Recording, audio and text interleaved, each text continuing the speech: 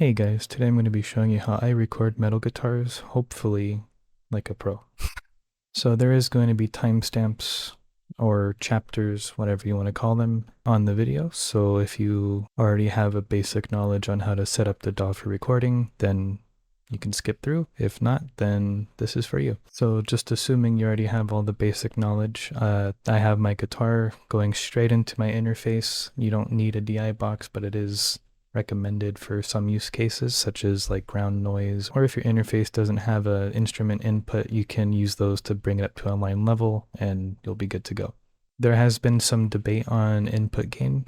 I just turn my input gain all the way down to 0 at this point, just based on everything I've heard on how plugins kind of read your input. So you may want to experiment on turning it all the way up until it's just about clipping when you do like those really heavy palm mutes, or if you just want to do what I do, have it all the way down on 0 and you should be good to go. That being said, let's just go straight into the DAW. This is a project I was working on. It's pretty much almost done. I just took away all of the guitars just so I can re-record everything, show you how I do it. If you have your input on your guitar and on a different input, so there's some interfaces have 2 inputs, some of them like mine have around 8. So if you don't see these little input settings here on your guitar track or the track you're going to use to record guitar, just click on that mono and just put the input that you chose for your guitar in here. So I have mine on 2, and by default on Reaper, this little speaker icon, this is the record monitoring. So basically the record monitoring will make it where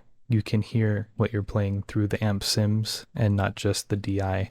So that might be really useful if you're trying to hear a somewhat end result when you're going through your recordings, but it is optional. One thing you can actually do is, if you're having a lot of latency issues, is open the standalone VST alongside the DAW and turn off input monitoring. That way you don't hear what's playing through the DAW guitar wise, but you'll hear everything else, and all of the sound coming from your guitar amp standalone will basically be like your live monitoring kind of system. So with the track setup, what I like to do is kind of like what I did down here, where I have a guitar bus.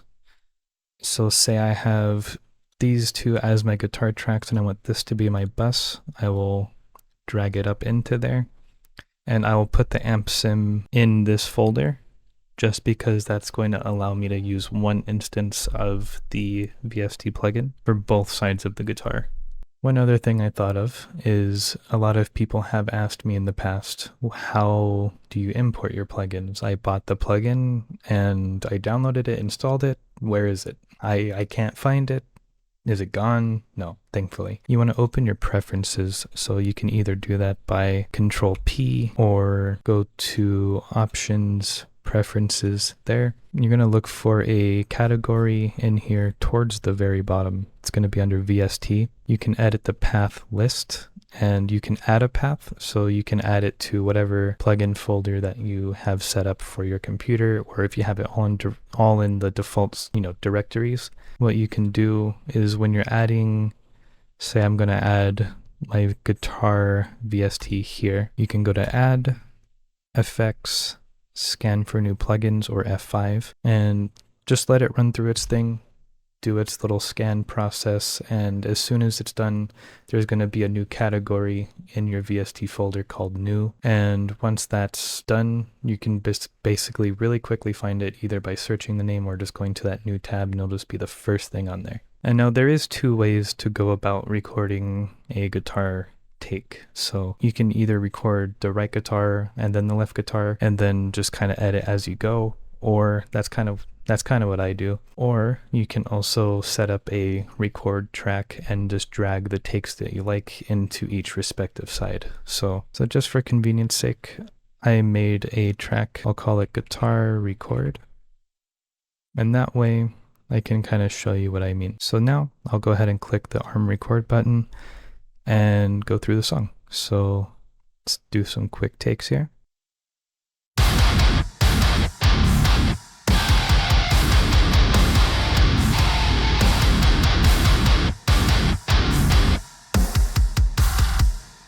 So I'll just do those little bits right there.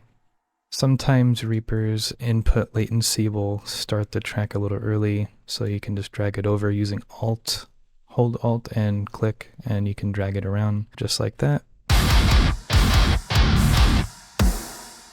So now that I have the take recorded, I'll drag it up onto the right or left track, and then I will now do the left side.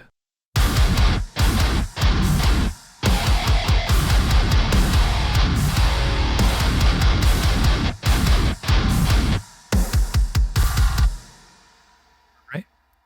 So now we have the left side, and I'll drag it over just a bit, and hear how that sounds just so far.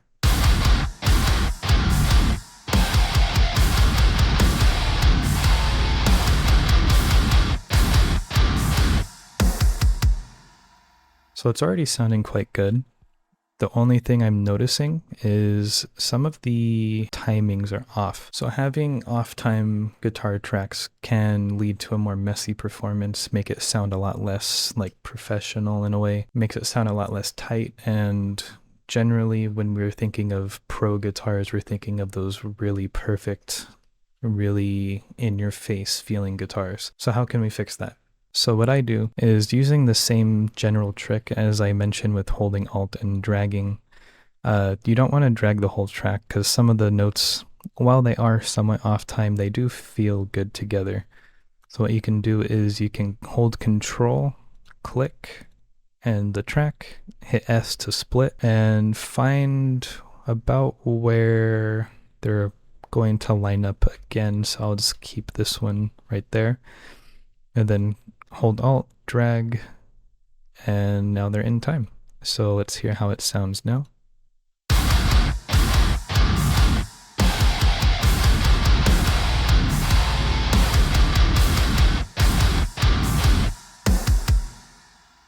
Perfect. And another thing is if you are new to recording, you're probably wondering, because I was a lot back then, why not just copy paste my takes on each side? Wouldn't that be a lot easier? I wouldn't have to edit. I wouldn't have to do any of that.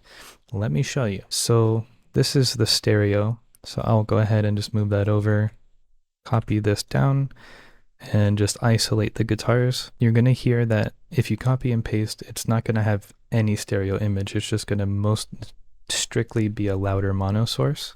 So just to give an example.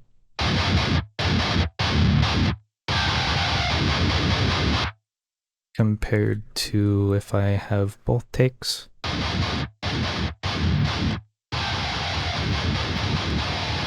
So it is quite important to have both takes at the same time. And by the way, if you like the guitar tone I'm using right now, I actually did make a whole video on how I made that. If you want to check that out, you know, pretty good if you ask me.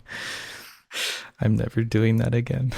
And if you did want to beef these up even further for any reason, there is quad tracking. So you would basically take 2 takes on the right side, 2 takes on the left side. And it does get a bit washy that way, and you do lose a lot of that clarity. So I would probably reserve that to more something like really in-your-face breakdowns that you just want to be absolutely filthy. You can also just mess around with panning styles, get weird glitchy effects like I always do in my music. Just go crazy with it. Once you have basically this information and this knowledge and this practice down to a T, and you're able to play fairly in time, not too many edits, you're on the right track. The thing is with pro level guitars, like a lot of them are extremely edited, I'll be honest. Some of my songs I edit every chug. Some of them I don't edit at all. It just really depends on the kind of feel and sound you're going for. A lot of the time pro level guitars also rely on the bass. Like some of those pro tones that you're hearing, a lot of it is just being supported by the bass tone. So don't get too caught up in why doesn't my guitar sound as punchy, or why doesn't my guitar sound as, you know, refined. A lot of the times it's not, even for pro level guitars. I've mixed a lot of stuff on Nail the Mix. I've mixed stuff for other people. I've been mixing my own stuff for over 8 years. And there is no perfect tone, or there is only practice, unfortunately. You can copy every setting, you can copy every, you know, technique that someone's doing, but that won't make what you do better necessarily in a way. You're going to have to kind of experiment and see what works for you. And once you find what works for you, you're going to get those pro sounding guitars, no problem. I'm still using my trusty $200 ESP guitar I got over 10 years ago from Guitar Center, and I make it sound killer. And that's just because I decided to master the basics and just kind of learn my gear. Once you learn the gear, like I said, it just comes all to you, like nothing. I didn't really intend for this to get kind of philosophical, but here we are. Anyway, if you liked the video, leave it a like, subscribe if you would like to. You don't need to. I hate asking for that, but if you want to join my Discord server, link is in the description. My music, you can scan these, link is also in the description, and I will see you guys next time. Bye.